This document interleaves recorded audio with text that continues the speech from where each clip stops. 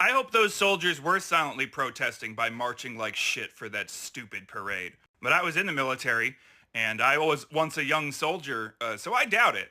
I was a medic, so I was close and personal with these mostly dudes because I had to take care of them after their bad decisions. And what I learned about their psychology is that these 18 to 24-year-olds don't give a shit about anything except finishing the current stupid task that they've been given so they could end the duty day, go to the nearest dive bar, marry whatever woman happens to be there that night, and then with her go lease a Ford Mustang and or Camaro depending on when the last Transformers movie came out. The ones that were smart enough to be politically minded and paying attention to what they were being told to do and how it affected their political views were smart enough not to do things like draw attention to themselves or convince everybody to march like shit in a parade. The hungover guys certainly didn't care what they were currently doing, and the ones that were thinking about stuff were not going to go around to every other battalion full of other hungover dudes they didn't know and be like, hey, this is pretty dumb, right? What if we all marched like shit?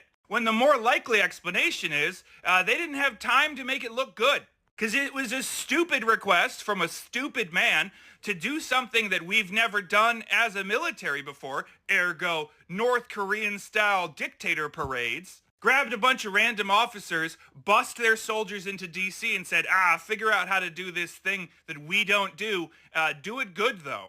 I've been in a parade in the military, not a douchebag's birthday parade, but they'd grab some random National Guard soldiers on Memorial Day, throw them in a Humvee to smile and wave at civilians.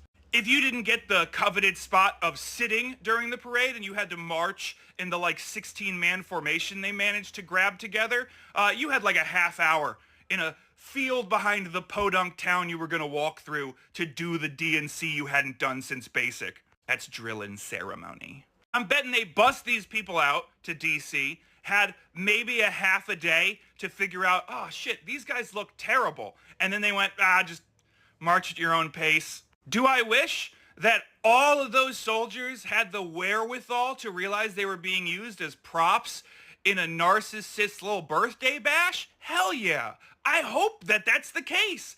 But it's probably just incompetence. Incompetent leaders are not a new thing in the military. They're so famous to the U.S. military that the term fragging exists.